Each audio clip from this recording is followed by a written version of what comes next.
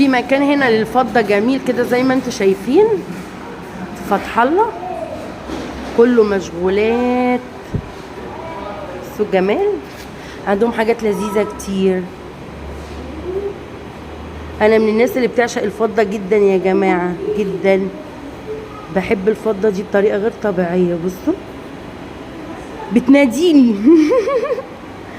بتناديني الفضة. بصوا الجمال، بصوا المشغولات، حاجات لذيذة جدا. وبصوا بقى كل ماركات العربيات.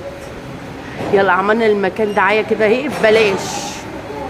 ان شاء الله ربنا ييسر واجيب لي جمعة واحدة بس لما نجيب العربية الاول يلا الحمد لله الحمد لله. طالعين موضة دول اللي عاملين شبه السبايك دول جمال.